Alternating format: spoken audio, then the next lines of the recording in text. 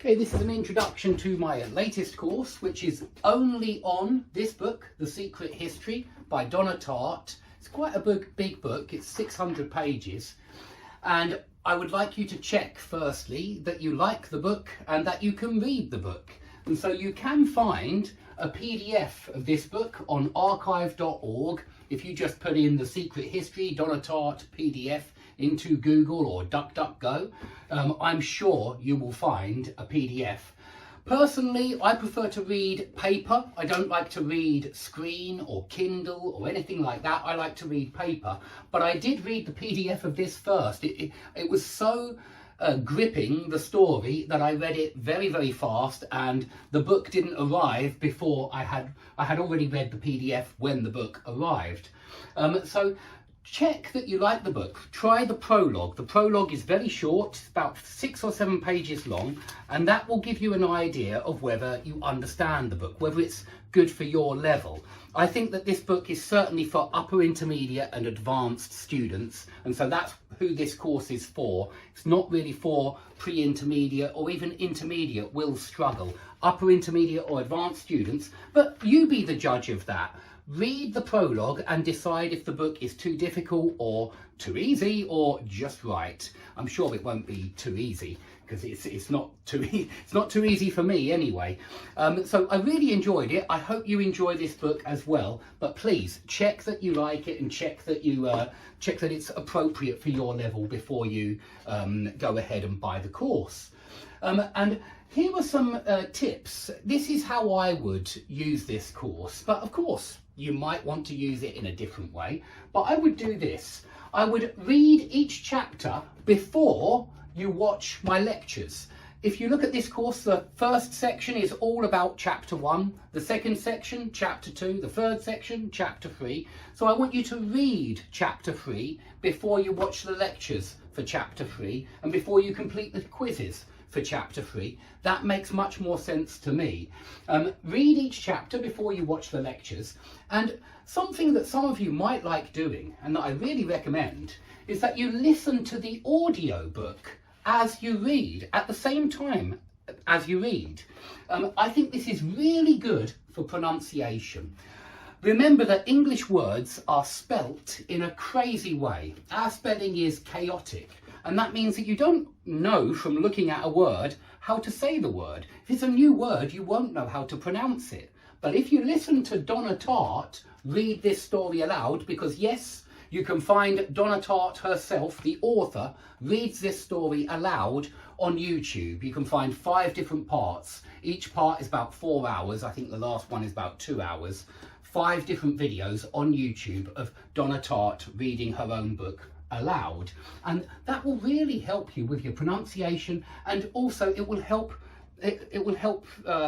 your memory. It will help your memory to learn new words and new phrases. It really will. And so I recommend that you do that. One of my students said, and I think she's right, that she prefers to read the chapter first, then read it again, but listen to the audiobook as she reads it, and that will give you a really good understanding of each and every chapter. So I think you should do that first before you watch the lectures, the corresponding lectures. Okay, read the chapter or listen and read to the chapter. The good thing about doing number 2 is that it doesn't take long.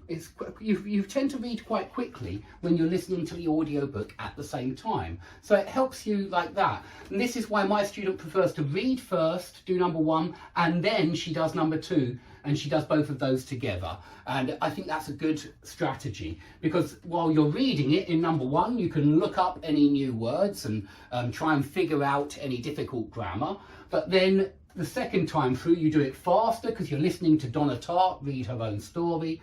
And yeah, it's a second time, so it really helps you to memorize some new words. Then, once you've done that, I recommend that you watch my lectures and you complete the quizzes from that corresponding chapter. Okay? Now, once you've done that, I need you to do number 4. I need you to retell the chapter to your English teacher. I know that many of you have an English partner or an English teacher, but if you don't, well, I do include the option to join the live classes when you become a member of this course. That's part of the free service that I provide. Every week I do at least one live class, and I always ask a new student when they would like the live class. Now, as long as it's Monday to Friday, yeah, Monday, Tuesday, Wednesday, Thursday, Friday, from 9 till 5, I will do my best to accommodate you. I'll do my best to make sure we have the lesson at that time. Now, how do you tell me what time you'd like the class? Well, you go to my website, which is www.skype-lessons.com, and then you go to the menu at the top of my website, right at the top in the banner, and you click on the Grammar Shed. And if you have already bought a course, you will be allowed in the Grammar Shed. It's members only. And once you've bought a course and clicked on the Grammar Shed, it's like a load of posts in the Grammar Shed. Just write a post at the top telling me what time and what day. Remember, use UK times because I'm in the UK. It's less confusing that way. Just tell me what time and what day you would like your free live class, and you can retell some of the chapter in that live class.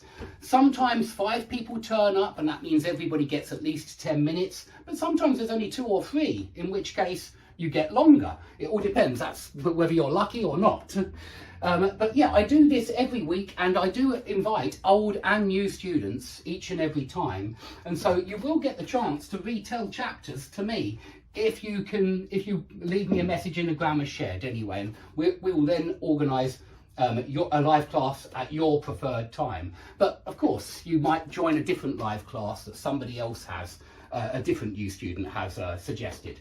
So you need to do this. You need to retell the chapters, because when you do this, you activate the new vocabulary and you activate the new grammar. This is how you improve. And there's a lot of excellent vocabulary in this book. I chose this book on purpose. I chose this book firstly because it's a fantastic story, but secondly because the English in this book, even though it's written by not a British person, she's American, it's extremely modern. It's exactly how we use English in the UK today. And it's a really good example of things. There are lots of interesting third conditional sentences, lots of interesting inversion, subjunctive, all of these difficult advanced topics. They're all here in this book. And there's a lot of great vocabulary. And in my opinion, it's all vocabulary that we use all the time. And so I really recommend learning English from this book. It's a super book for learning English. So yeah, when you retell the chapter, one thing I don't like students doing is they've written an essay and they just read it out to me. That's not how to practice speaking. That's how to practice writing an essay and then pronouncing the words in the way that you've put them together. I don't think that that's the best way to do this. I prefer you to make very short notes, 1 to 2 words. Yeah, the words. So maybe like a list of new words that you want to use when you retell the story. So maybe you want to use creak for the door creaked. So you just write creak. Maybe you write door creaked. Yeah, but don't write whole sentences and then just read them aloud, because that doesn't practice the spontaneity of speaking. And speaking is a very spontaneous skill. You have to have the words on the tip of your tongue. And so to do that, you need to practice. You need to use very, very short notes, 1 to 2 words, the words that you want to activate to help you retell it, but do not write an essay, do not read aloud. You need to still do it spontaneously, okay? And so you might want to do it without notes, especially if you've already done all of this. That should really help you consolidate some of the new words. And so you might not even want to make any notes. You might want to do it completely spontaneously. Okay. Now, one more thing: if you want to look for, when you look up new words, you might think, there might be a word like, I don't know, like creak, and you might think, are there any other sentences in the book which use the word creak? And what you do is you go to the PDF on Archive, for example, or maybe you've downloaded it from a website, and you press Control and F, the F button on the keyboard at the same time, and a little box appears, and then you write creak in that box, and it will tell you all the time it finds creak or creaking or creaked. It will tell you how many times it finds it in the book, and you can just then search, and it will take you straight to the different places in the book where creak appears. and that will really give you a lot of different examples of how that word is used. So I really recommend doing that. Remember that dictionaries very often give you one very short example of the word being used, and that's it. It's rubbish. Yeah, if you check Oxford or Cambridge, that's always what they do. And so that doesn't give you much information. It doesn't show you the collocations. So when you look up new words, have a look in the book for other examples of those new words using Control F. I think that's a great way to see how these words are actually used, what collocations they're used in.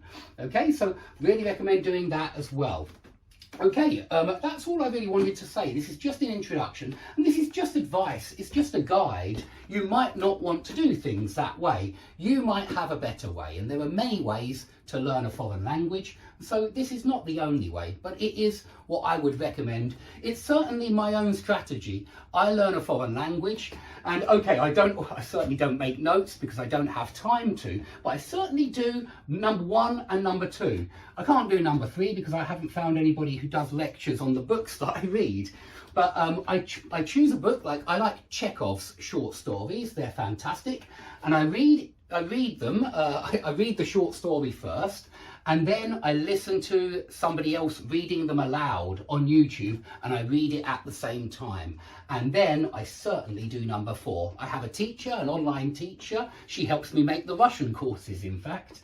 And I retell the Chekhov stories to her. And if there are any new words in there, and there usually are lots, I do try to use them in my sentences as well. And she corrects me if I make mistakes.